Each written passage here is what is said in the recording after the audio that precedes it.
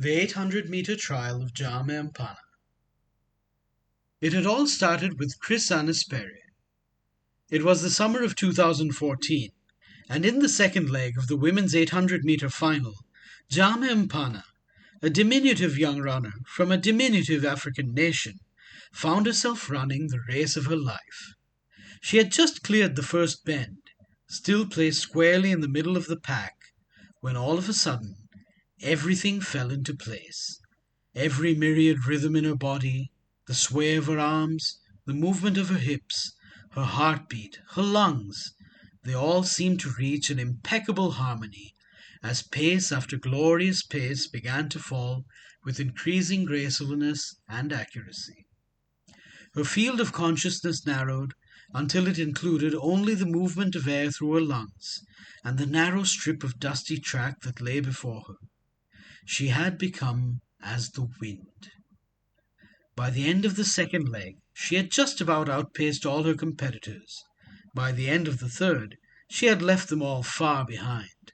And by the end of the fourth, the world watched in awe as this tiny figure, who had come to embody speed and grace, who was now lightning made flesh, bent her head delicately, took the tape, and made it home, leaving her co-runners a full track length behind.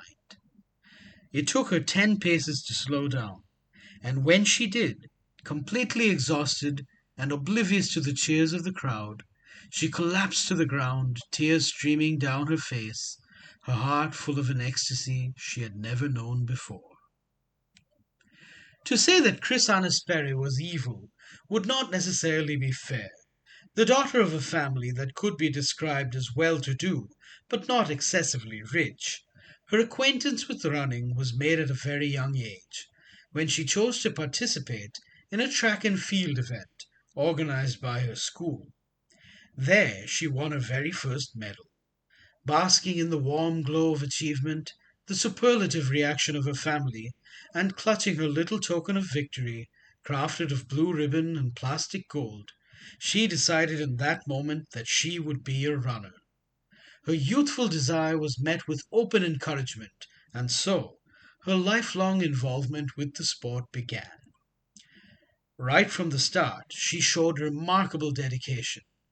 Gone were the listless childhood protests against hard work and discipline, both daunting virtues in the pursuit of other, more mundane tasks.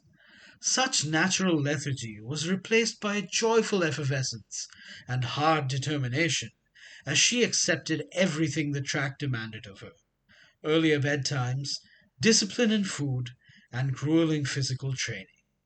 And as she grew, the results began to show.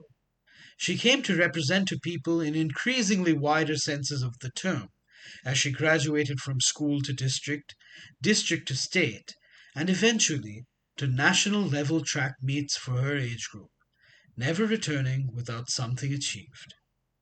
And as success attracts success, she became increasingly surrounded by similar young minds and was gradually inducted into the process of professionalism. She embraced it wholeheartedly. Her extended family soon came to include her coach, her team, and a group of aides, from physiotherapists to nutritionists. Her lifestyle began to reflect the latest trends in the running world, from workout schedules to meditation to a very sense of fashion. The life of a runner consumed her, and she had never felt greater joy. No demand was too great, such was her determination. And therein her tragedy lay. For indeed, if she had any true vice, it was that her allegiance had long swayed from the art to the craft. Where her dedication could have been to running, it was now to the runner's life. And so, any actions called for, even those contrary to the so-called spirit of the game, were deemed needful, as long as they were expected. Dubious practices, necessarily kept unofficial, were acceptable as long as they were accepted, for then dubiousness was the practice. In the autumn of 2010, in what would be the start of a widely documented series of events, the WADA, the international body formed against the use of drugs in sport, instituted a new set of tests for common performance enhancers, mere weeks before a major international sporting event. Though the changes were wide ranging, the new methods were claimed to be based closely on existing standards, which, according to the WADA, justified their not giving international teams more time to properly assess the new tests and prepare. Out of fear for their reputations should they suddenly pull out, most teams chose to move forward with the games, maintaining hope that their current methods for obfuscating test results would be enough to carry them through. And notably, only a few key players ended up with suspiciously last-minute injuries during training at the time. The first event was the women's 800 meters, and the first athlete to fail a test was Chris. The media reaction was wildfire. Overnight, she went from being a somewhat obscure but promising young athlete to the symbol of substance abuse in sports worldwide. As athlete after athlete began to test positive, she became the media's lightning rod. Her semi-attractive face transformed into a target for international scorn and vitriol. The world of athletics was thrown into disarray, and Chris Anisperry's personal world was shattered. The portrait the media painted of her was fantastic. In the bid for greater attention, each source competed in a race to the bottom, each iteration of her story more cartoonishly grotesque. She was a symbol of Western colonial privilege, heir to so many undue advantages. That she should further pervert the theoretical nobility of sports, the great leveller, it was unthinkable.